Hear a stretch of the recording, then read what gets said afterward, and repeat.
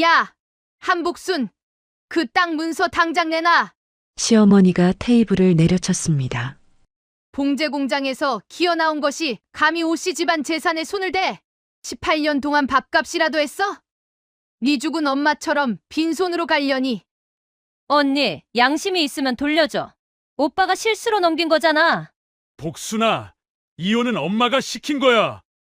우리 다시 시작하자. 5천만 원이다. 받고 꺼져. 니한테는 과분해. 저는 가만히 그 세 사람을 바라봤습니다. 53억. 찬장 위에 올려놓고 간 돌밭이 53억이 된 겁니다. 그 소식에 캐나다에서 달려온 사람들이었어요. 4년 전에는 저를 버리고 갔으면서 이 이야기는 4년 전으로 거슬러 올라갑니다. 이야기 시작 전 구독과 좋아요 부탁드려요. 따뜻한 마음 댓글로 남겨주시면 행운이 깃드시길 기도드리겠습니다. 결혼 18년 차 되던 해 겨울이었습니다. 시어머니가 거실에 온 가족을 모았어요. 저를 빼고요. 저는 세탁소에서 다림질을 하고 있었습니다. 새벽 5시부터요. 18년 동안 하루도 빠진 적이 없었어요. 일요일도 명절도 제가 열이 40도까지 올랐던 날에도요. 시어머니는 그날도 새벽 4시 반에 저를 깨웠습니다. 야, 오늘 양복 23벌이야. 제대로 해놔. 세탁소 이름은 별별 세탁이었어요. 간판에는 대표 전말숙이라고 적혀 있었습니다. 사업자 등록도, 통장도, 카드도 전부 시어머니 이름이었어요. 저는 18년 동안 그 세탁소에서 하루 15시간씩 일했지만 월급을 한 번도 받아본 적이 없었습니다. 시어머니한테 용돈을 달라고 한 적이 딱 한 번 있었어요. 수빈이가 중학교 올라갈 때 체육복을 사야 했거든요. 3만 5천 원이었습니다. 뭐, 돈? 네가 이 집에서 먹고 자는 게 얼만 줄 알아? 밥값도 안 되는 것이 돈 달라고 입을 벌려? 그날 저는 세탁소 뒤편 골목에서 혼자 울었어요. 수빈이 체육복은 결국 정태 씨가 시어머니 몰래 사다 줬습니다. 그때는 그게 고마웠어요. 그게 그 사람이 18년 동안 저한테 해준 거의 전부였다는 걸 나중에야 알았습니다. 그날 저녁 세탁소 문을 닫고 올라갔더니 집 안 분위기가 이상했어요. 거실 테이블 위에 서류 뭉치가 펼쳐져 있었고 정미 씨가 노트북으로 뭔가를 보여주고 있었습니다. 시어머니는 돋보기를 쓰고 서류를 들여다보고 있었어요. 이게 뭐예요? 제가 물었더니 시어머니가 돋보기 너머로 저를 올려다봤습니다. 니한테 상관없는 거야. 가족일이면 저도 알아야죠. 시어머니가 돋보기를 내려놓으며 말했어요. 가족? 네가 이 집 가족이야? 정미 씨가 피식 웃었습니다. 그 웃음이 아직도 잊히지 않아요. 오빠 언니한테 말해. 정태 씨가 고개를 숙인 채 말했습니다. 캐나다로 간다. 정미가 밴쿠버에서 학원을 하는데 거기로 이민 가기로 했어. 이민이요? 언제요? 3달 뒤. 저는요? 아무도 대답을 안 했어요. 시어머니가 서류를 정리하며 말했습니다. 비자가 내 목까지 안 나와. 돈이 얼마인 줄 알아? 한 사람당 5천만 원이야. 그러면 저는 어떻게 해요? 어떻게 하긴. 이혼하면 되지. 시어머니가 그 말을 할 때 밥 먹듯이 했어요. 마치 세탁물 맡기듯이요. 이거 내일까지 다려나 하고 말하는 것과 같은 톤이었습니다. 저는 그 자리에 서서 아무 말도 못했어요. 정미 씨가 노트북을 접으면서 말했습니다. 언니, 너무 서운하게 생각하지 마. 솔직히 언니가 가서 거기서 뭘 해? 영어도 못하잖아. 오빠한테 집만 되지. 정미야. 정태 씨가 작은 소리로 말했지만 정미 씨는 멈추지 않았어요. 사실 이혼이 서로한테 나은 거야. 언니도 자유롭고 오빠도 새 출발하고 충북에 시골밭 있잖아. 돌아가신 큰아버지 땅. 그거 언니한테 주면 되지. 시어머니가 고개를 끄덕였습니다. 그래. 그 돌받치면 됐어. 팔아봤자 1,000만 원도 안 되지만 니한테는 충분해. 네가 이 집에 가져온 게 뭐가 있다고. 그 말 18년 동안 수백 번은 들었어요. 네가 가져온 게 뭐가 있냐? 결혼할 때 봉제 공장에서 모은 3,000만 원을 들고 왔습니다. 시어머니가 세탁소 보증금 보태라면서 통째로 가져갔어요.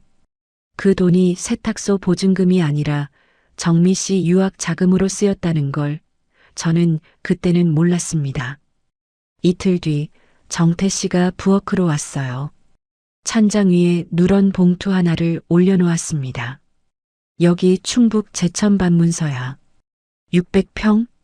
위자료라고 생각해. 이게 전부예요? 세탁소는 어머니 명의야. 네 앞으로 된 건 하나도 없어. 변호사 쓸 돈도 없잖아. 이거라도 받아. 18년을 일했어요. 일한 거야 고맙지. 근데 어쩌겠어.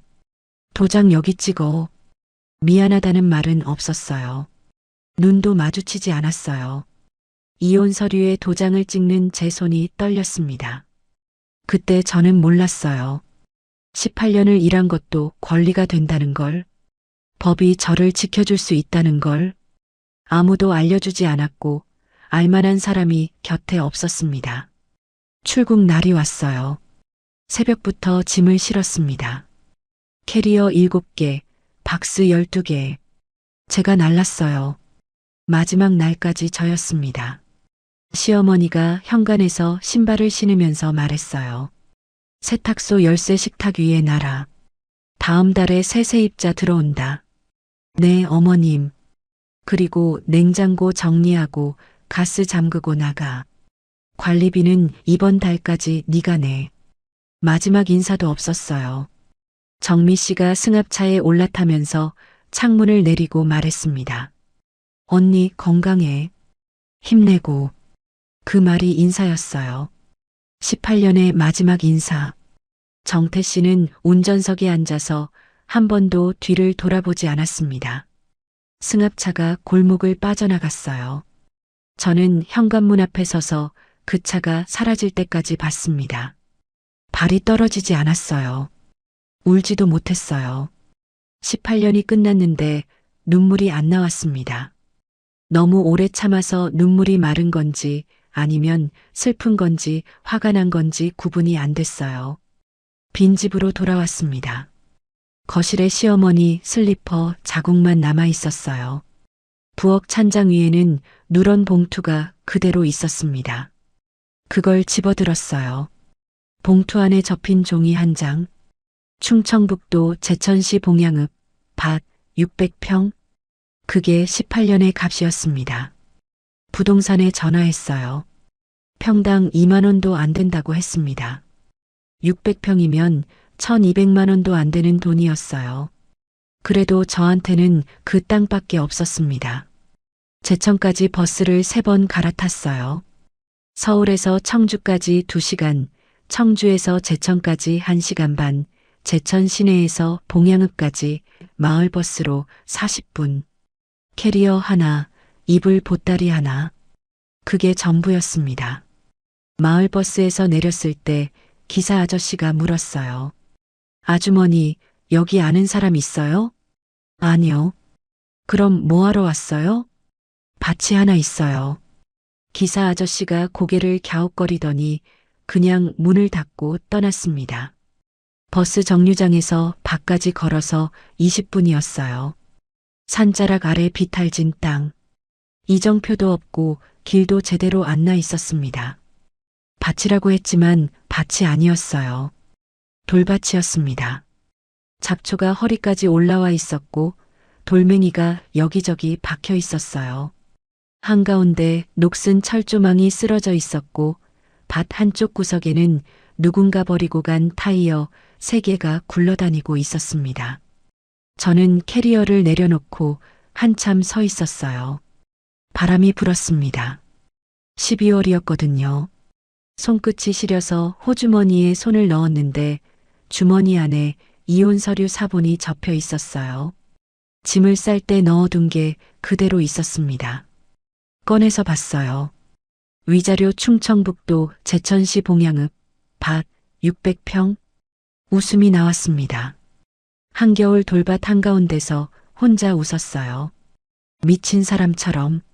눈물도 아니고 웃음도 아닌 게 터져 나왔습니다. 이게 18년이구나. 이게 나라는 사람의 값이구나. 첫날 밤이 문제였어요. 밭 근처에 잘 데가 없었습니다. 마을까지 걸어가면 20분인데 민박도 모텔도 없었어요. 봉양은 면소재지까지 나가야 여관이 하나 있었는데 거기서 매일 왔다 갔다 할 돈이 없었습니다.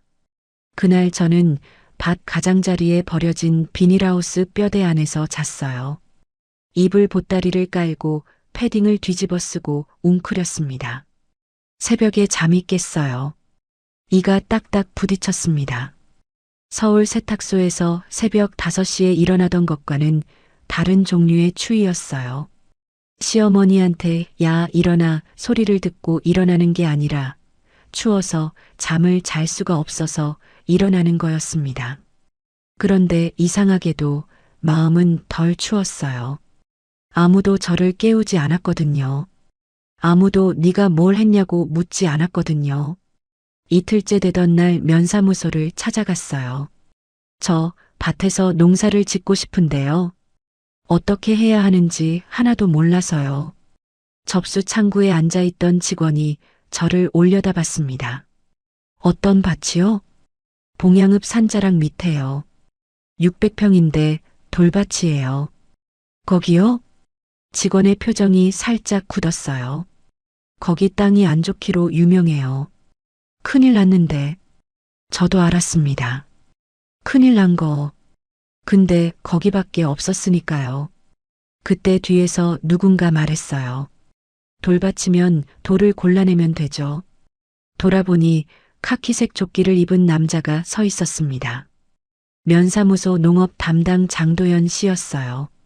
돌을 골라내고 객토를 좀 섞으면 쌈채소 정도는 가능합니다. 비닐하우스 올리면 겨울에도 돼요. 비닐하우스요? 그게 얼마나 들어요? 자재비가 한 동에 150만 원쯤 해요. 면에서 귀농 보조금 신청하면 절반까지 지원되고요. 제가 가진 돈이 380만 원이에요. 그러면 한 동은 올릴 수 있겠네요. 장도연 씨가 메모장을 꺼내더니 적어줬어요. 중고 컨테이너 살 수 있는 곳, 비닐하우스 자재 파는 곳, 보조금 신청서 양식, 쌈채소 모종 시기. 빼곡하게 2장을 적어서 건네줬습니다. 아주머니, 솔직히 쉽지 않을 거예요. 근데 못할 것도 없어요. 그 말이 그렇게 고마웠어요. 18년 동안 네가 뭘 하겠냐만 들었거든요. 누군가가 못할 것도 없다고 말해주는 게 그게 그렇게 다른 말인 줄 몰랐습니다. 380만 원. 시어머니 몰래 친정어머니 통장에 조금씩 넣어둔 돈이었어요. 어머니 돌아가시고 통장을 정리하다 보니 그만큼 남아 있었습니다. 이 돈마저 시어머니한테 들켰으면 진작에 빼앗겼을 거예요. 중고 컨테이너 하나에 120만 원, 운반비 30만 원, 비닐하우스 자재 한 세트에 150만 원. 보조금 신청이 통과되면 절반을 돌려받을 수 있었지만 일단은 제 돈으로 다 내야 했습니다. 남은 돈이 80만 원이었어요. 쌈채소 모종, 비료, 호미, 삽, 장화, 그리고 한 달 먹을 쌀과 라면. 딱 맞았습니다. 한 푼도 남지 않았어요. 컨테이너가 도착한 날 크레인이 밭 한쪽에 내려놓았습니다. 가로 3미터, 세로 6미터. 녹이 슬었고 바닥에 물이 고여 있었어요. 하루 종일 걸레질을 하고 단열재를 깔고 이불을 폈습니다. 그날 밤 컨테이너 안에서 처음으로 제대로 누웠어요. 천장이 철판이었습니다. 바람이 불면 덜그럭거렸어요. 그래도 괜찮았습니다. 시어머니가 새벽 4시 반에 문을 두드리지 않을 테니까요. 그 다음 날부터 돌을 골라냈어요. 해가 뜨면 밭에 나가서 해가 질 때까지 돌을 주웠습니다. 큰 돌은 지렛대로 빼내고 작은 돌은 맨손으로 골라냈어요. 손바닥이 갈라지고 피가 맺혔습니다. 장갑을 끼면 감각이 없어서 돌을 놓치거든요. 결국 맨손으로 했어요. 일주일 만에 밭 절반의 돌을 골라냈습니다. 돌무더기가 밭 가장자리에 산처럼 쌓였어요. 동네 사람들이 수군거렸어요. 서울서 쫓겨온 여자래. 저 돌밭에서 뭘 하겠다고. 남편한테 버림받았대. 다 들렸습니다. 등 뒤에서 하는 말인데 바람을 타고 들려왔어요. 못 들은 척 했습니다. 세탁소에서 18년을 그렇게 살았거든요. 시어머니 뒤에서 울고 손님 앞에서 웃고 정태 씨 앞에서 괜찮은 척하고 못 들은 척하는 건 제일 잘하는 거였어요. 한 달이 지나자 밭의 모양이 잡혔어요. 돌을 골라낸 자리에 장도연 씨가 알려준 대로 객토를 섞었습니다. 비닐하우스 뼈대를 세우는 건 혼자서는 안 돼서 면사무소에서 일용직 2분을 소개받아 이틀에 걸쳐 올렸어요. 비닐하우스가 섰을 때 저는 한참 바라봤습니다. 돌밭 한가운데 비닐하우스 하나, 그 옆에 녹슨 컨테이너 하나, 볼품 없었어요. 그런데 심장이 뛰었습니다. 이상하죠. 서울에서 세탁소를 열었을 때는 아무 감정이 없었거든요. 시어머니 가게에서 시어머니가 시킨 일을 했으니까요. 그런데 이건 달랐어요. 내 손으로 돌을 골라내고 내 돈으로 비닐을 씌우고 내 이름으로 보조금을 신청한 거였습니다. 처음이었어요. 52년 만에 처음으로 온전히 제 것이라고 부를 수 있는 게 생긴 거였습니다. 첫 모종을 심던 날 로컬마켓 김순자 씨가 찾아왔어요. 장도연 씨가 소개해줬다고 했습니다. 순자 언니가 비닐하우스 안을 둘러보더니 말했어요. 깔끔하네. 이 동네서 이렇게 정갈하게 심은 사람 처음이야. 세탁소에서 다림질만 18년 했어요. 줄 맞추는 건 자신 있습니다. 순자 언니가 웃었어요. 저도 웃었습니다. 제천에 와서 처음으로 누군가와 마주보고 웃었어요. 쌈채소 되면 나한테 가져와. 우리 마켓에서 팔아줄게. 정말이요? 근데 양이 너무 적으면 안 돼. 최소 하루에 5상자는 나와야 해. 5상자요. 비닐하우스 한 동으로는 빠듯할 거야. 2동은 돼야 해. 2동. 돈이 없었습니다. 보조금 환급이 아직 안 나왔거든요. 순자 언니가 잠깐 생각하더니 말했어요. 내가 자재비 선대줄게. 채소로 갚아. 이자 없어. 눈시울이 뜨거워졌어요. 18년 동안 시어머니한테 3만 5천 원 달라고 했다가 밥값 타령을 들었는데 처음 본 사람이 비닐하우스 자재비를 선대해주겠다고 했습니다. 고맙습니다. 꼭 갚을게요. 갚지 말고 잘 키워. 그게 갚는 거야. 1년이 지나자 비닐하우스가 3동으로 늘었습니다. 순자 언니한테 빌린 돈은 3달 만에 다 갚았어요. 쌈채소가 잘 됐거든요. 장도연 씨 말대로 객토를 섞은 밭이 배수가 좋아서 뿌리 무름이 적었어요. 동네에서 서울 여자 채소가 제일 깨끗하다는 소문이 나기 시작했습니다. 돌을 골라내듯 하나하나, 하루하루. 그렇게 제천의 첫 번째 봄이 지나갔어요. 그리고 딸에게서 전화가 왔습니다. 비닐하우스 3동째를 올리던 날이었어요. 저녁에 컨테이너로 돌아와 라면을 끓이고 있었는데 전화가 울렸습니다. 수빈이었어요. 캐나다로 간 뒤 3달 만에 처음 온 전화였습니다. 엄마. 수빈이 목소리가 떨리고 있었어요. 수빈아, 왜 그래? 무슨 일이야? 엄마, 아빠가 재혼했어. 라면 냄비에서 거품이 넘쳤습니다. 불을 끄는 것도 잊었어요. 뭐라고? 고모네 학원에서 같이 일하던 여자야. 이름이 최유진이래. 42이래. 언제? 간지 6달 만에. 엄마 6달이야. 숨이 멎는 것 같았어요. 이혼 서류에 도장을 찍을 때 정태 씨는 한마디도 안 했습니다.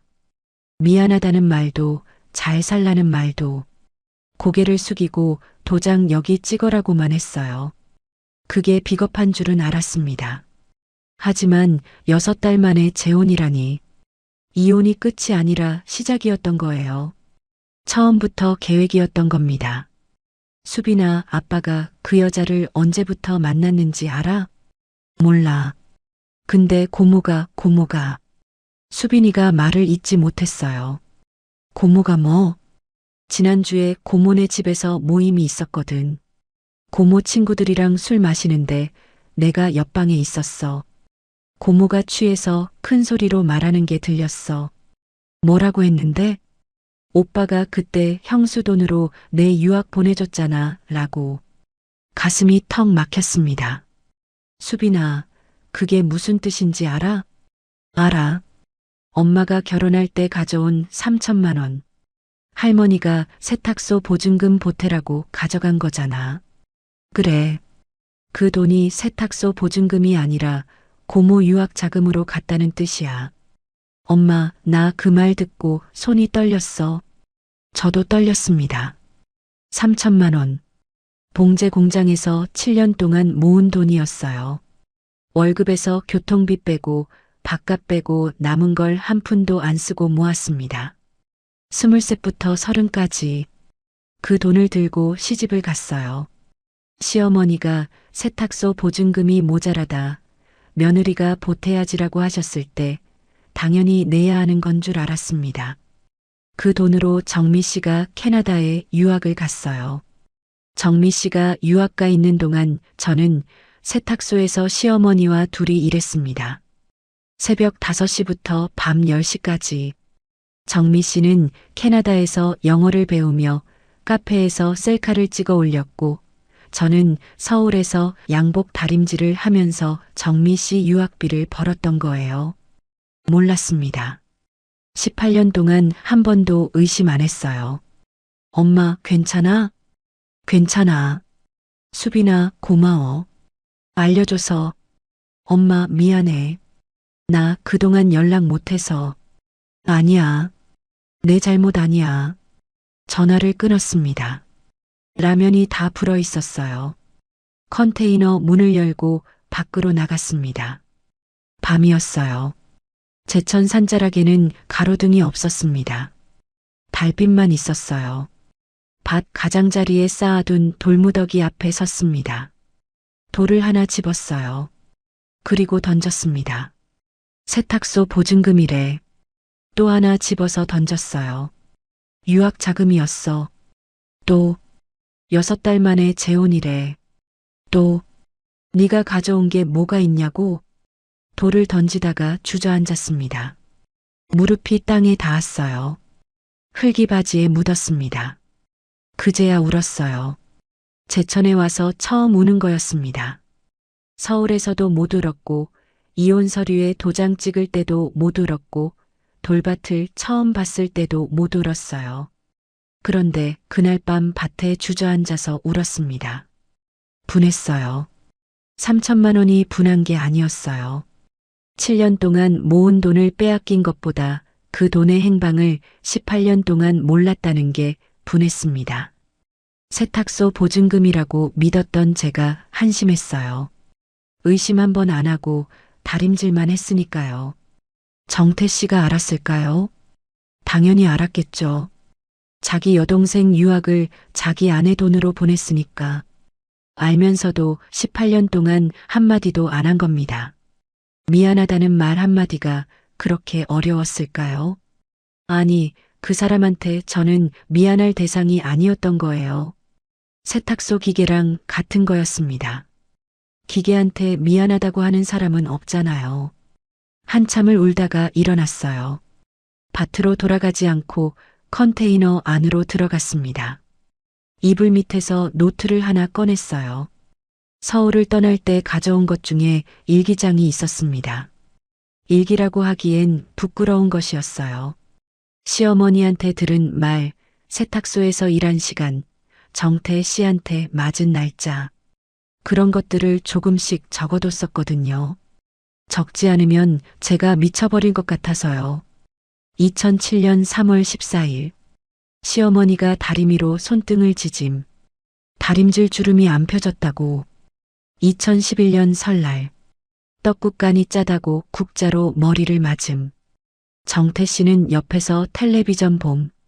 2014년 8월 2일. 수빈이 수학여행비 10만 원 달라고 했다가 시어머니한테 거지년이 거지를 낳았다 소리 들음. 2016년 12월. 친정어머니 돌아가심. 시어머니가 세탁소 바빠서 못 간다 하며 장례식 참석 못하게 막음. 정태 씨도 아무 말 안 함. 2019년 7월.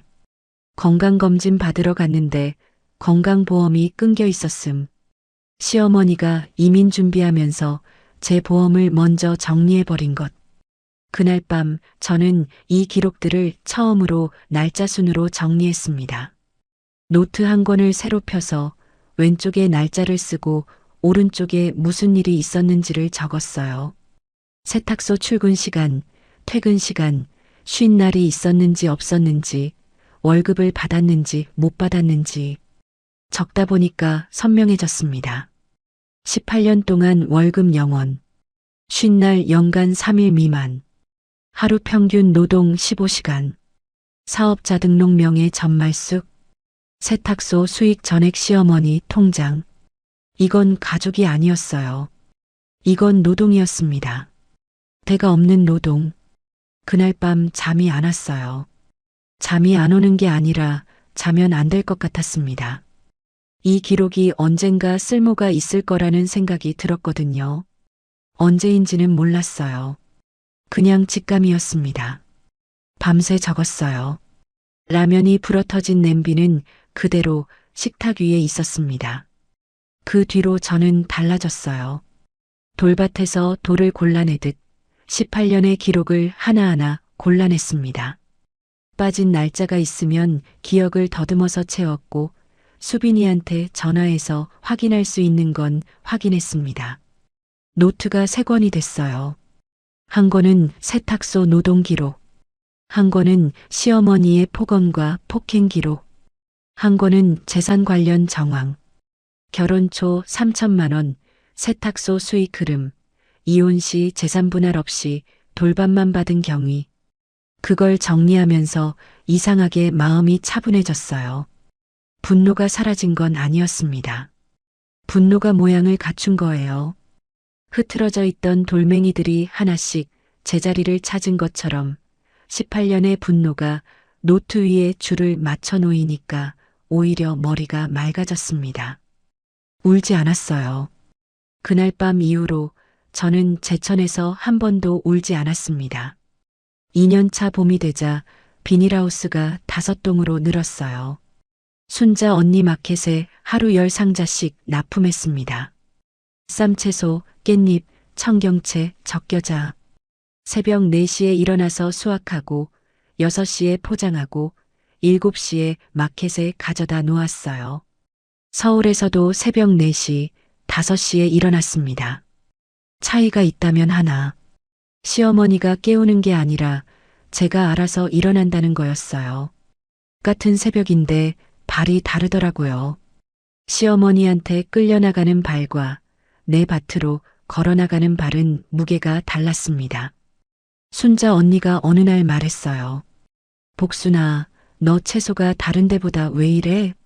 왜요? 무슨 문제 있어요? 문제가 아니라 너무 깨끗해. 이 동네 농가 10곳에서 봤는데 네 것만 포장이 달라. 세탁소에서 18년 접었어요. 접는 건 자신 있습니다. 순자 언니가 웃으면서 고개를 저었어요. 네가 접은 게 채소가 아니라 인생이지. 그 말이 오래 남았습니다. 마켓 손님들이 복순이네 밭 채소를 찾기 시작했어요. 순자 언니가 제안했습니다. 스티커를 만들자. 복순이네 밭. 이거 브랜드로 가야 해. 브랜드요? 저 같은 사람이요? 너 같은 사람이면 어때서? 네가 키운 거잖아. 스티커를 만들었어요. 흰 바탕에 초록 글씨, 복순이네 밥. 상자마다 붙였습니다. 이상한 기분이었어요. 태어나서 처음으로 제 이름이 들어간 물건이 세상에 나간 거였습니다. 세탁소 간판에는 대표 전말숙이라고 적혀 있었어요. 이혼 서류에는 위 사항에 동의함, 한복순이라고만 적혀 있었고요. 제 이름이 좋은 뜻으로 어딘가에 붙은 건 그때가 처음이었습니다. 3년 차가 되자 제천군청에서 연락이 왔어요. 한복순 씨, 올해 귀농인상 후보로 추천이 됐습니다. 저요? 저는 그런 거 잘 모르는데요. 봉양은 면사무소에서 추천했습니다. 장도연 계장이요. 귀농 3년 만에 비닐하우스 5동, 로컬마켓 납품 1등, 마을 일자리 2명 고용. 자격 충분합니다. 장도연 씨가 추천해줬다는 걸 나중에 알았어요. 그 사람은 저한테 한마디도 안 했습니다. 메모장에 빼곡하게 적어주던 그때처럼 말없이 해준 거였어요. 시상식 날 제천문화회관에 갔습니다. 단상 위에서 상장을 받았어요. 제천시 올해의 귀농인상 한복순. 제 이름이 마이크를 통해 울려 퍼졌을 때 다리가 떨렸습니다. 박수 소리가 들렸어요. 낯선 사람들이 저한테 박수를 치고 있었습니다. 누구한테 빼앗기지 않을 돈을 처음 벌었고 누구한테 빼앗기지 않을 이름으로 상을 받았어요. 제 이름으로 된 통장에 제가 번 돈이 쌓이고 있었습니다. 세탁소 18년 동안은 한 번도 없었던 일이에요. 지역 뉴스에서 취재를 왔어요. 카메라 앞에서 뭐라고 해야 할지 몰라서 쭈뼛거렸더니 기자가 물었습니다. 귀농하신 계기가 뭔가요? 이혼하고 갈 데가 없었어요. 돌밭 하나 들고 내려왔습니다. 돌밭에서 시작해서 3년 만에 여기까지 오셨는데 비결이 뭘까요? 한참 생각했어요. 돌을 골라내는 거요. 매일 하나씩. 그러면 언젠가 밭이 됩니다. 그 뉴스가 인터넷에 올라갔습니다. 제가 알 리가 없었죠. 그런데 그 뉴스를 본 사람이 있었어요. 캐나다에서. 그건 나중 일이고요. 수상 소식을 수빈이한테 알려주고 싶었어요. 전화를 걸었습니다. 받지 않았어요. 문자를 보냈어요. 수빈아, 엄마가 제천에서 상을 받았어. 별것 아닌데 엄마한테는 큰 거다. 사진 보내줄게. 읽지 않았습니다. 수빈이한테서 연락이 끊긴 건 석 달 전부터였어요. 처음에는 바쁜 줄 알았습니다. 대학을 다니고 있으니까요. 그런데 전화를 안 받는 게 아니라 끊는 거였어요. 벨이 2번 울리다 끊겼습니다. 의도적이었어요. 나중에 알았어요. 시어머니가 수빈이한테 그런 말을 했다는 걸. 수빈이가 어느 날 짧은 문자를 보내왔거든요. 엄마, 할머니가 그러는데 엄마가 이민 안 간다고 한 거래. 엄마가 먼저 혼자 남겠다고 했대. 사실이야? 가슴에 못이 박히는 것 같았어요. 바로 전화했습니다. 안 받았어요. 문자를 보냈습니다.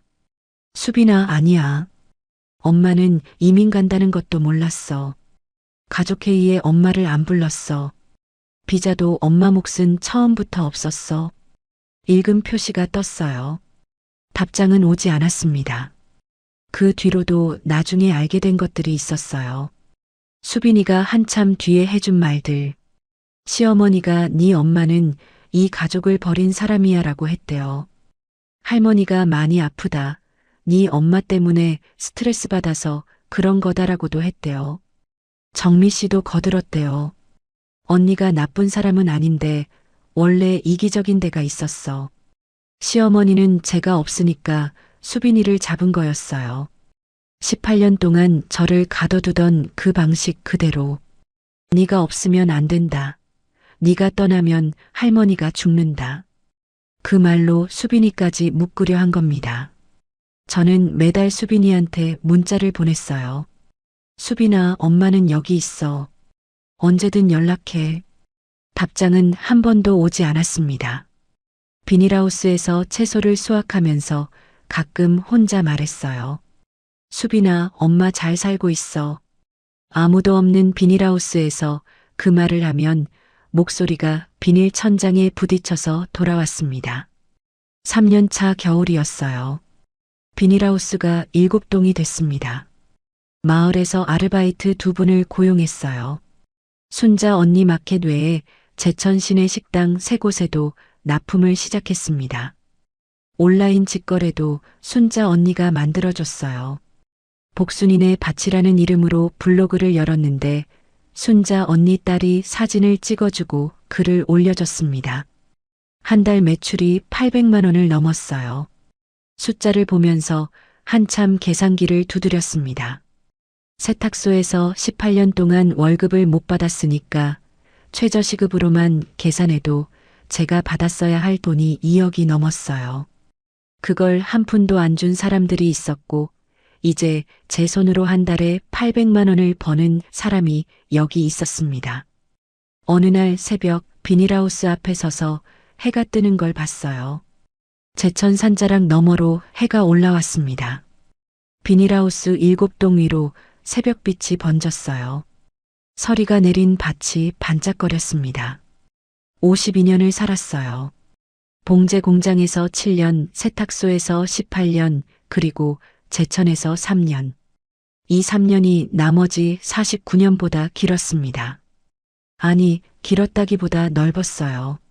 49년 동안은 좁은 길 하나만 걸었거든요. 시어머니가 정해준 길, 정태 씨가 묵인한 길, 정미 씨가 비웃었던 길. 그 길 위에는 제 발자국이 없었어요.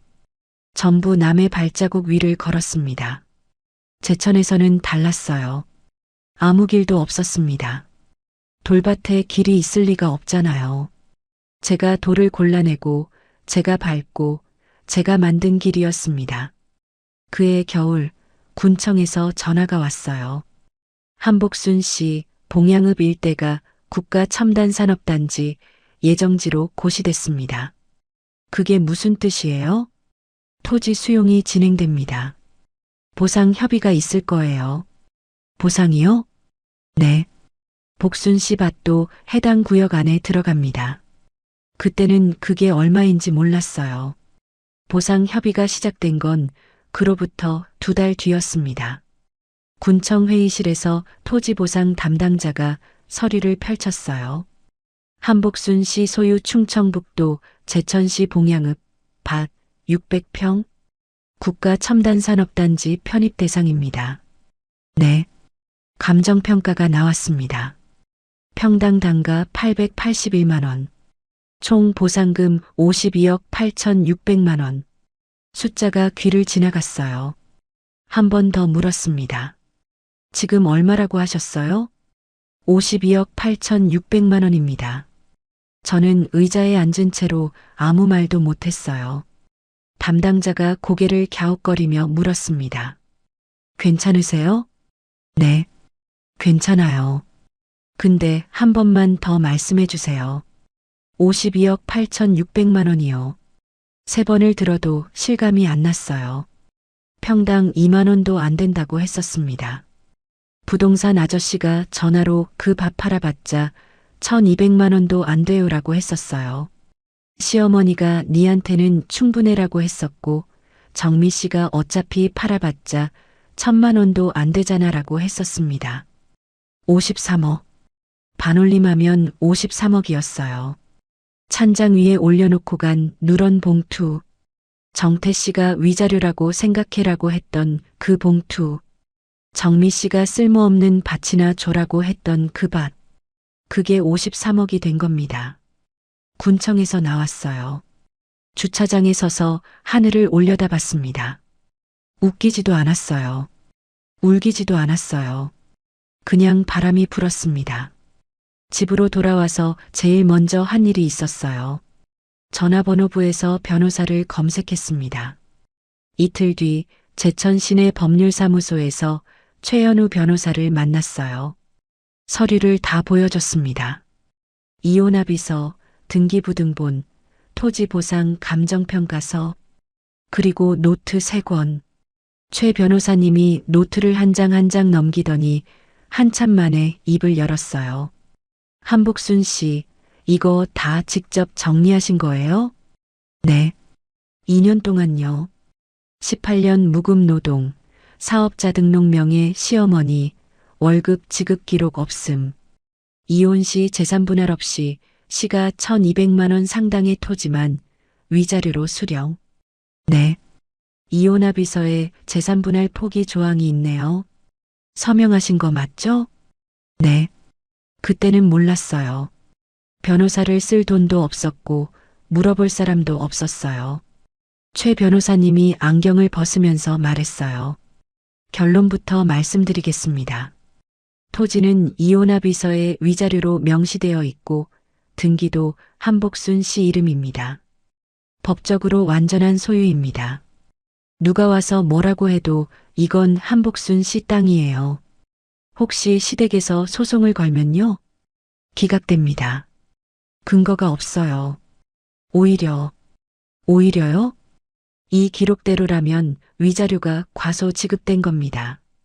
18년 무급 노동에 대한 임금 청구, 재산 분할 재심 청구가 가능합니다. 시댁이 건드리면 오히려 더 물어내야 할 수도 있어요. 그 말을 듣고 저는 처음으로 등을 의자에 기댔어요. 4년 만에 처음으로 등을 어딘가에 기댄 것 같았습니다. 소식은 제가 퍼뜨린 게 아니었어요. 정미 씨가 알아냈습니다. 사장에서 말씀드렸죠. 귀농인상 받았을 때 지역 뉴스가 인터넷에 올라갔다고. 정미 씨가 그걸 봤대요. 캐나다에서 한국 뉴스를 검색하다가 우연히 제 얼굴이 나온 거예요. 이 여자가 제천에서 농사를 해? 그게 정미 씨의 첫 반응이었대요. 나중에 수빈이한테서 들었어요. 정미 씨는 그때부터 제천 봉양읍 소식을 검색하기 시작했대요. 그러다가 국가첨단산업단지 고시 뉴스가 떴어요. 봉양읍 일대. 정미 씨는 바로 알아챘습니다. 그 밭이 제 밭이라는 걸. 가장 먼저 전화한 것도 정미 씨였어요. 언니 나야. 3년 만에 듣는 목소리였습니다. 언니 잘 지내? 나 정미야. 요즘 언니 생각 많이 했어. 생각 많이 했대요. 3년 동안 전화 한 통 없다가 53억 소식에 생각이 났대요. 언니 나 좀 만나자. 할 말이 있어. 무슨 말인데요? 전화로 하기 좀 그래. 만나서 하자. 내가 한국 갈게. 정미 씨, 갑자기 무슨 일이에요? 언니, 왜 그렇게 차갑게 말해? 우리 한 가족이었잖아. 가족. 그 단어가 귀에 걸렸어요. 이민 갈 때 언니가 가서 뭘 해, 영어도 못하잖아 라고 했던 사람이 가족이래요. 제 3천만 원으로 유학을 갔으면서 한 번도 고맙다고 하지 않은 사람이 가족이래요. 정미 씨, 할 말 있으면 전화로 하세요. 그게 봉양읍 밭 있잖아. 그 밭이 산업단지에 들어갔다면서? 됐습니다. 본론이 나왔어요. 네, 들어갔어요. 보상금이 꽤 크다면서? 꽤 크죠. 언니, 그 밭은 원래 오씨 집안 큰아버지 땅이잖아. 위자료로 준 건 맞는데 솔직히 오빠가 실수로 넘긴 거잖아. 그때 그 밭이 이렇게 될 줄 알았겠어? 정미 씨, 응? 실수로 넘긴 거면 실수한 사람 책임이죠. 전화가 잠깐 조용해졌어요. 언니, 우리 만나서 얘기하자. 내가 갈게. 오지 마세요. 끊었습니다. 정미 씨 전화가 온 지 사흘 뒤에 정태 씨한테서 전화가 왔어요. 복순아, 그 목소리. 18년 동안 들었던 목소리인데 이상하게 남의 목소리 같았어요. 복순아, 나 정태야. 네, 알아요. 잘 지내? 네. 나도 뭐 그럭저럭. 3년 반 만에 전화해서 하는 말이 그럭저럭이었어요. 복순아, 사실 나는 이혼하고 싶지 않았어. 엄마가 시킨 거야. 니도 알잖아. 나는 엄마한테 말을 못하는 사람이야. 네. 아니까 이혼한 거죠. 복순아, 여보. 여보. 그 말을 듣는 순간 온몸에 소름이 돋았어요. 이혼 서류에 도장 여기 찍어라고 했던 사람이 여보래요. 6개월 만에 다른 여자랑 결혼한 사람이 여보래요. 정태 씨, 여보라고 부르지 마세요. 우리는 남남이에요. 복순아, 우리 다시 시작하자. 나 진심이야. 유진이하고는 이미 끝났어. 끝났다고요? 그게 뭐 잘 안 됐어. 정태 씨, 응. 전화하신 이유가 그거예요? 다시 시작하자고? 그것도 있고, 그것도 있고, 밥 보상금이 나온다면서 그것도 좀 얘기하고 싶었어. 됐습니다. 이 사람도 똑같았어요. 정태 씨 하고 싶은 말 다 했으면 끊을게요. 복순아, 잠깐만. 끊었습니다. 마지막은 시어머니였어요. 정미 씨 전화로부터 일주일 뒤, 이른 아침에 모르는 번호로 전화가 왔습니다. 캐나다 국제 전화였어요. 한복순, 시어머니 목소리를 듣는 순간 등줄기가 차가워졌어요. 4년이 지났는데도 그 목소리만 들으면 몸이 먼저 반응했습니다. 네, 어머님. 어머님은 네가 무슨 짓을 하고 있는 거야? 무슨 짓이요? 정미한테 전화도 안 받고 정태한테도 전화 끊고 네가 지금 무슨 배짱이야? 어머님, 전 이혼한 사람이에요. 전화를 받을 의무가 없어요. 의무? 네가 의무를 알아? 18년 동안 이 집에서 먹고 자고 한 것도 의무 아니야? 그 은혜를 아직도 모르는 거야? 은혜. 새벽 5시부터 밤 10시까지 다림질을 하고 월급 한 푼 못 받고 명절에 새벽 3시부터 전을 부치고 아파도 하루도 쉬지 못한 18년이 은혜래요. 어머님, 용건이 뭐예요? 그 땅 문서 당장 내놔. 뭐라고요? 그 밭은 오씨 집안 큰아버지 땅이야. 원래 우리 집안 거라고. 정태가 정신이 나가서 이혼할 때 넘긴 거야. 원래대로 돌려놔. 어머님, 그 밭은 이혼합의서에 위자료로 명시되어 있어요. 등기도 제 이름이에요. 등기가 뭐 어쨌는데. 내가 소송 건다. 변호사 10명을 붙여서라도 니한테서 뺏는다. 그러세요. 뭐? 소송 거세요. 저도 변호사 있어요. 전화가 잠깐 멈췄어요. 시어머니가 이런 대답을 예상하지 못한 거예요. 18년 동안 네, 어머님 밖에 안 했던 며느리가 그러세요라고 하니까요. 한복순, 네가 감히. 어머님, 한 가지만 말씀드릴게요. 그 밭은 제 거예요. 법적으로 완전히 제 거예요. 오시고 싶으면 오세요. 근데 돌려드릴 건 없습니다. 이것이 끝까지. 전화 끊겠습니다. 건강하세요. 끊었어요. 손이 떨렸습니다. 시어머니한테 전화를 끊은 건 태어나서 처음이었어요. 컨테이너 안에 앉아서 한참 숨을 쉬었습니다. 떨림이 멈추는데 10분이 걸렸어요. 그런데 이상하게 입꼬리가 올라갔습니다. 일주일 뒤 시어머니가 캐나다에서 인천공항에 내렸어요. 4년 전 저를 두고 떠난 그 공항이었습니다. 장소는 제가 정했어요. 시어머니가 서울에서 만나자고 했습니다. 정미 씨가 강남에 좋은 데 있다고 했어요. 정태 씨는 내가 올라오는 게 맞지 않냐고 했습니다. 저는 한마디만 했어요. 제천 봉양읍 면사무소 옆 별별회관 회의실. 오시려면 오세요. 제가 갈 곳은 아닙니다.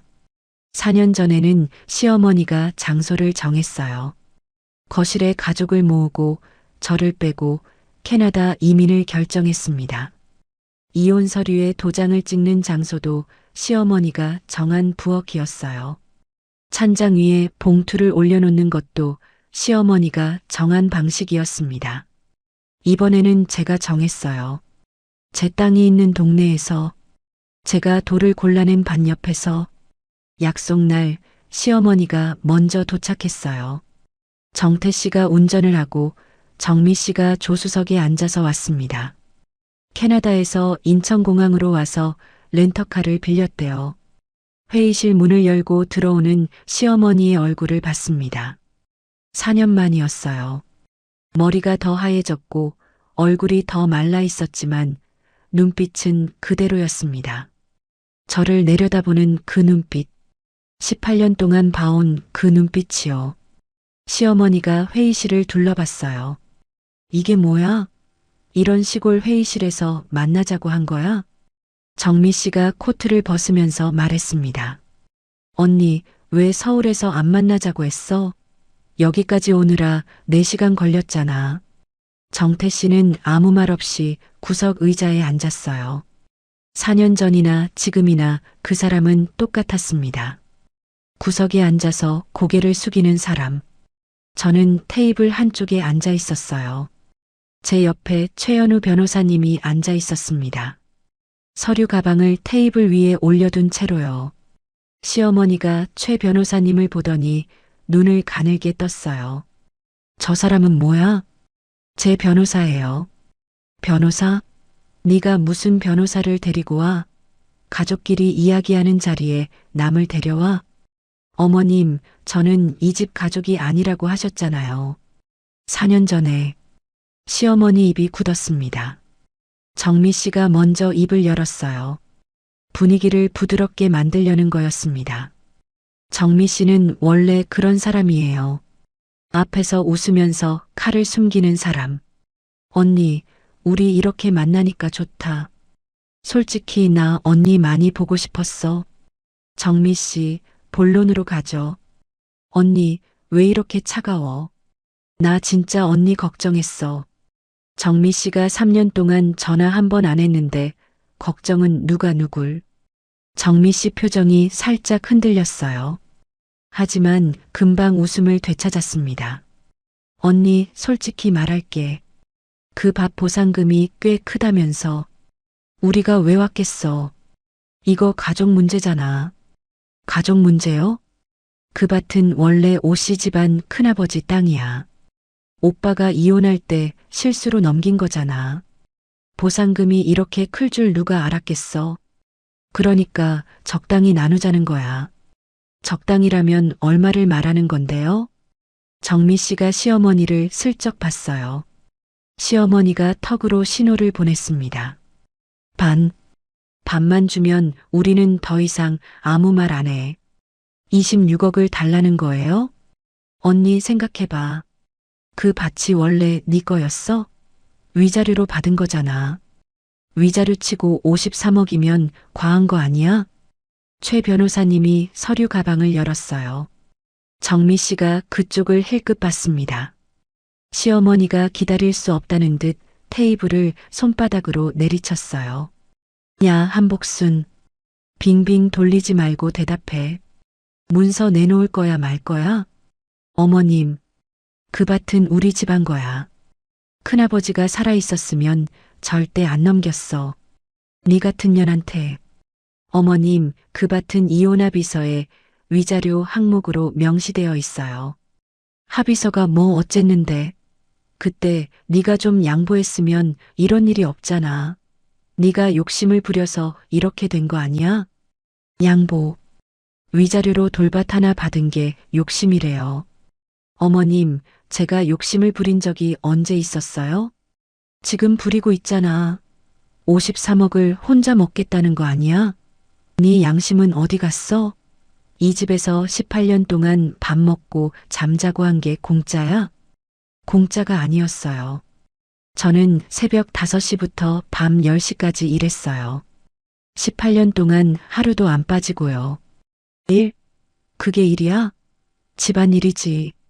며느리가 집안일 하는 게 무슨 대단한 일이라고. 세탁소에서 양복 다림질을 하루에 20벌씩 한 게 집안일이에요? 세탁소는 내 가게야. 네가 거기서 일한 건 가족이니까 당연한 거지. 월급은 한 번도 안 주셨잖아요. 월급? 밥 먹여주고 재워주는 게 월급이야. 네 같은 년한테 월급까지 줘야 해? 정미 씨가 끼어들었어요. 언니, 엄마한테 이러지 마. 엄마가 나이가 있으신데. 정미 씨. 응? 정미 씨 유학 자금이 어디서 나왔는지 알아요? 정미 씨 얼굴이 멈췄어요. 뭐? 제가 결혼할 때 가져온 3천만 원. 시어머니가 세탁소 보증금 보태라고 가져갔죠. 그 돈이 세탁소 보증금이 아니라 정미 씨 유학 자금으로 갔다는 거 저 알아요. 회의실이 조용해졌어요. 정미 씨가 시어머니를 봤습니다. 시어머니가 정미 씨를 봤습니다. 정태 씨는 고개를 더 숙였어요. 누가 그런 소리를 해? 시어머니가 말했습니다. 정미 씨가 직접 말했어요. 캐나다에서 술자리에서 오빠가 형수 돈으로 내 유학 보내줬잖아 라고. 정미 씨 얼굴이 하얘졌어요. 그건 술 먹고 한 소리야. 사실이 아니야. 사실이 아니면 세탁소 보증금 영수증을 보여주세요.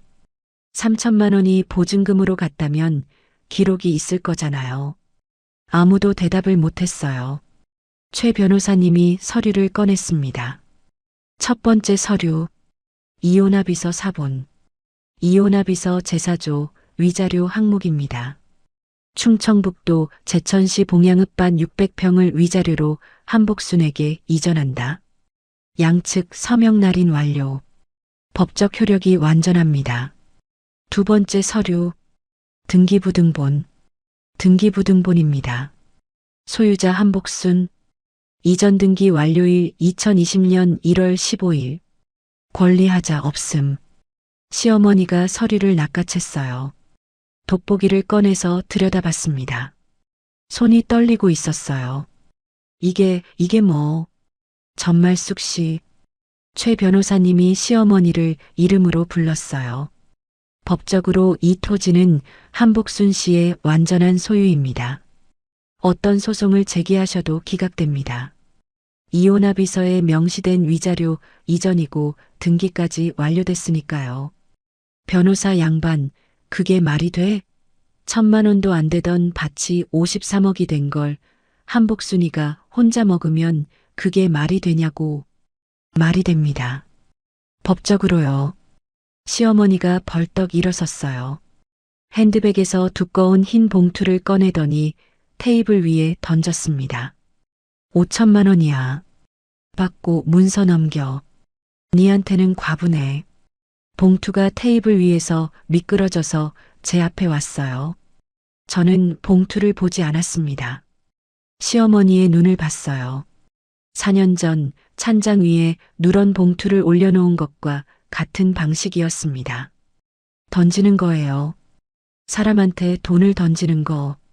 이 사람은 18년 전에도 그랬고 4년 전에도 그랬고 지금도 그러고 있었어요. 어머님. 뭐? 저는 숨을 한번 쉬었어요. 그리고 처음으로 말했습니다. 전말숙 씨. 시어머니의 눈이 커졌어요. 18년 동안 어머님이라고 불렀던 사람이 이름을 부르니까요. 전말숙 씨, 5천만 원을 가져오셨네요.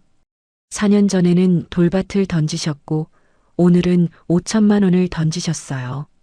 사람한테 물건을 던지는 버릇은 안 변하셨네요. 지금 네가 나한테.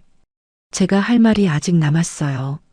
최 변호사님이 세 번째 서류 뭉치를 꺼냈습니다. 노트 3권의 내용을 정리한 문서였어요. 제가 2년 동안 밤마다 정리한 기록. 이건 한복순 씨가 18년간 별별 세탁에서 근무한 기록입니다. 출퇴근 시간, 묵음 노동 시간, 사업자 등록 명예, 수익 귀속 현황. 최 변호사님이 한 장씩 넘기면서 읽었어요. 18년간 월급 지급 영원, 연간 휴일 3일 미만, 하루 평균 근무 15시간, 사업자 등록 명예 전말숙, 세탁소 수익 전액 전말숙 명예 계좌로 입금. 시어머니가 서류를 빼앗으려 했어요. 최 변호사님이 가볍게 피했습니다. 최저시급 기준으로 계산하면 한복순 씨가 받았어야 할 임금 총액은 약 2억 3천만 원입니다. 또한 결혼 초 한복순 씨가 가져온 3천만 원이 세탁소 보증금이 아닌 오정미 씨의 유학 자금으로 사용된 정황 기록도 있습니다.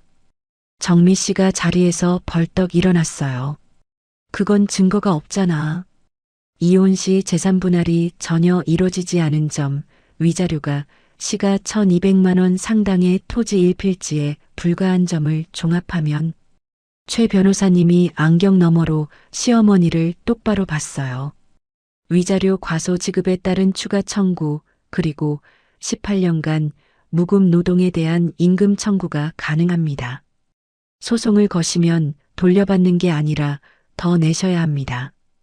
회의실이 얼어붙었어요.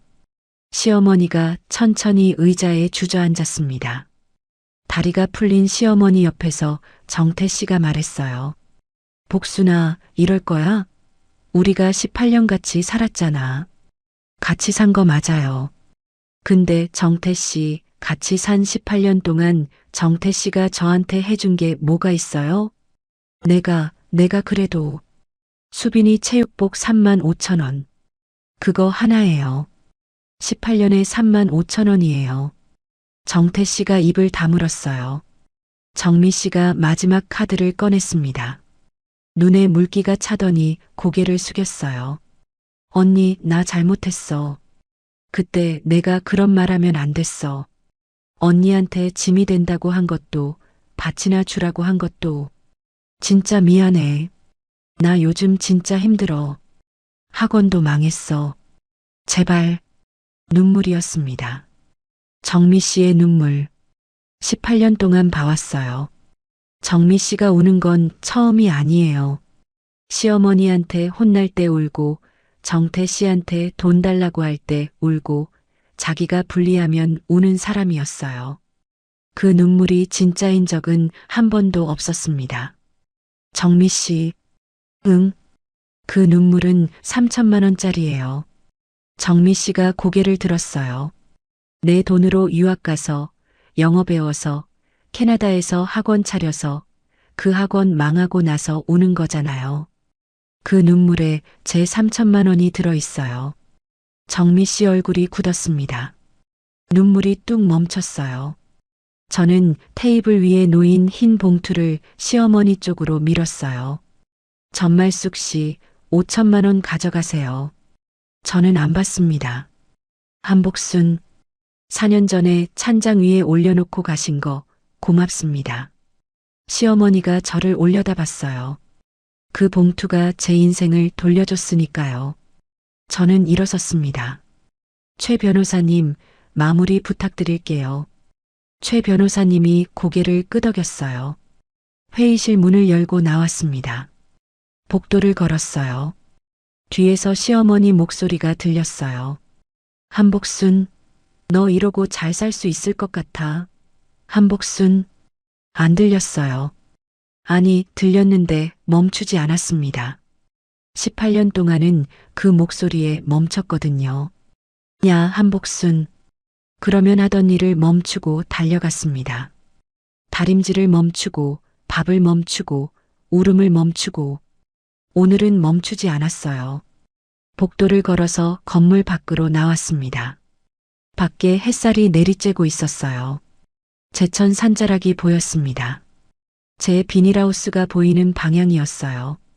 저는 깊이 숨을 쉬었습니다. 가슴이 후련한 건지 아픈 건지 모르겠었어요. 아마 둘 다였을 거예요. 그날 저녁 최 변호사님한테 전화했어요.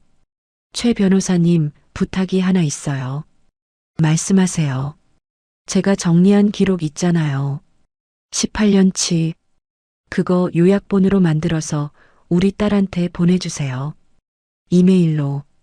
수빈 씨한테요? 네. 이제 알아야 할 것 같아요.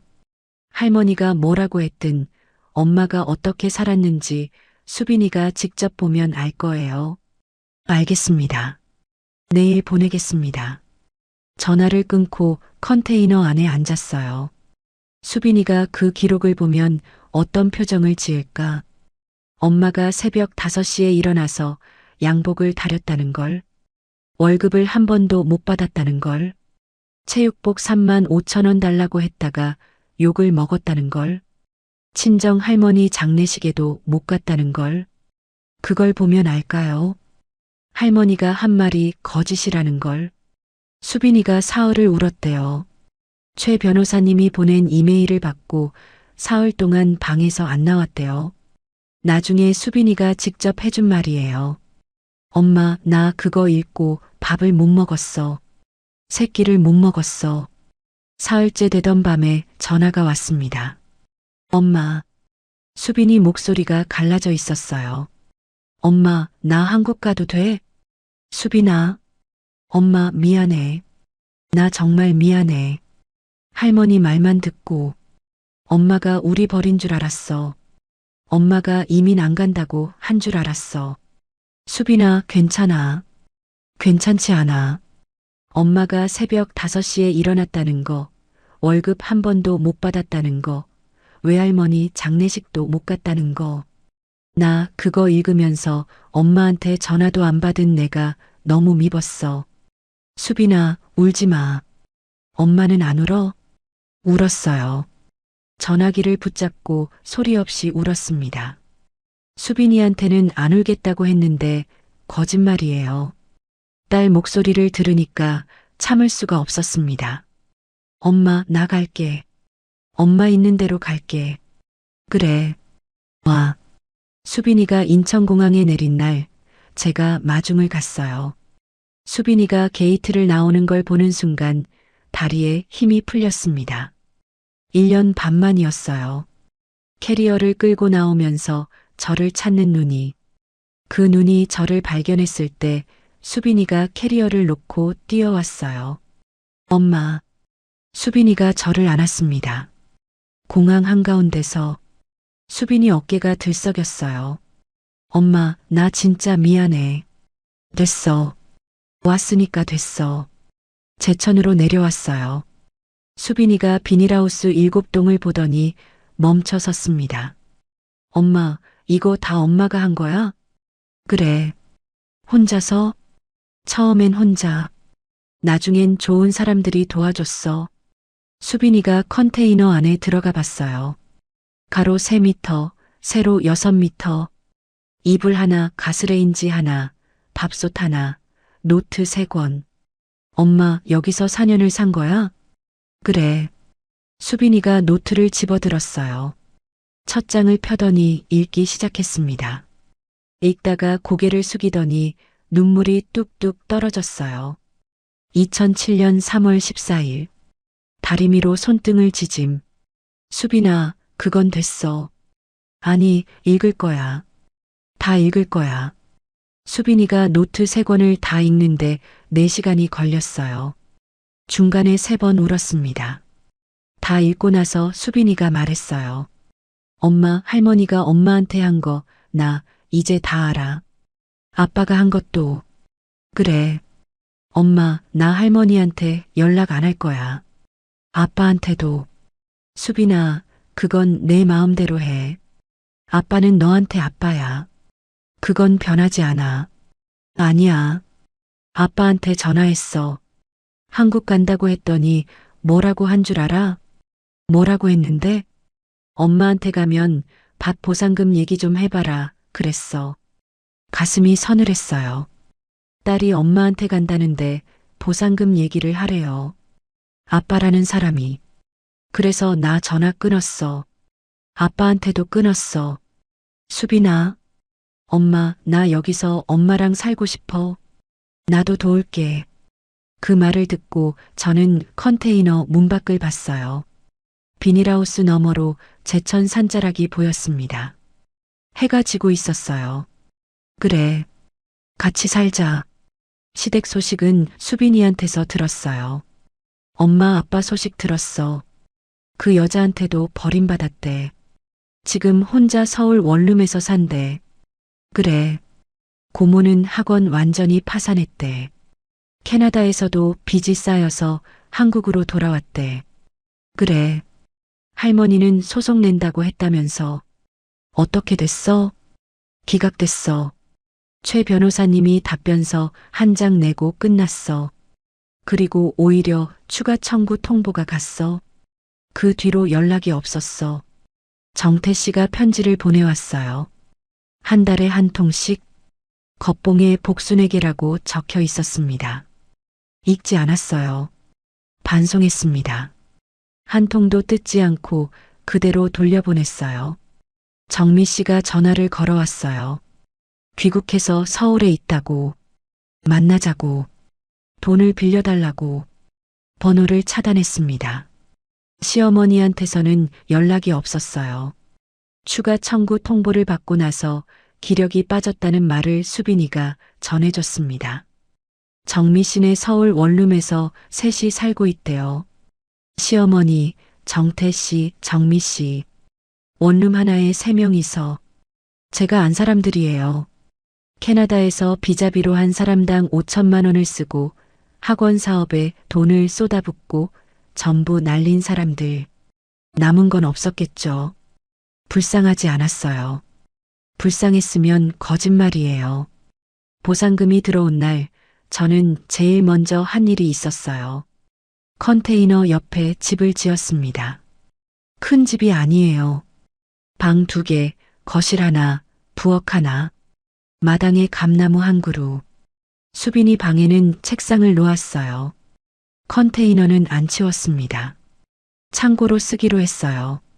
수빈이가 엄마 저거 치워라고 했는데 저는 고개를 저었어요. 저거 놔둘 거야.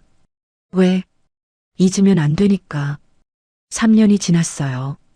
비닐하우스는 정리하고 농산물 가공 사업을 시작했습니다. 복순이네 밭 이름 그대로요. 쌈채소 세트, 절임 반찬, 말린 나물. 순자 언니가 유통을 도와줬고 수빈이가 온라인 판매를 맡았어요. 수빈이는 제천에 완전히 내려와서 살고 있었습니다. 서울에서 다니던 대학교를 자퇴하고 제천에서 새로 시작했어요. 엄마 회사에서 일하고 싶어라고 했을 때 저는 말렸어요. 대학 졸업하고 해도 늦지 않아. 수빈이가 웃으면서 말했어요. 엄마는 졸업장 없이도 여기까지 왔잖아. 장도연 씨는 면사무소에서 승진했대요. 가끔 들러서 한복순 씨, 이제 좀 쉬세요라고 했어요. 저는 쉬는 건 아직 일러요라고 했습니다. 순자 언니는 여전히 마켓을 했어요. 우리 제품을 제일 좋은 자리에 놔주셨어요. 제가 언니 너무 좋은 자리인데라고 하면 순자 언니가 말했습니다. 네가 좋은 자리에 있을 사람이야. 정태 씨 편지는 더 이상 오지 않았어요. 정미 씨 전화도 없었습니다. 시어머니 소식도 끊겼어요. 용서하지 않았습니다. 용서할 마음이 없었어요. 용서란 건 상대가 뉘우쳤을 때 하는 거잖아요. 그 사람들은 뉘우친 게 아니라 돈이 없어진 거예요. 53억이 없었으면 전화도 안 했을 사람들이에요. 용서를 안 한다고 해서 제가 나쁜 사람인 건 아니라고 생각해요. 18년을 참았으니까요. 참는 것도 한계가 있고 한계가 지나면 놓아주는 거예요. 용서가 아니라 놓아줌. 그 사람들을 제 인생에서 놓아준 거예요. 어느 날 아침 마당에 나갔어요. 감나무에 감이 열려 있었습니다. 수빈이가 뒤에서 왔어요. 엄마 감 따야 하지 않아?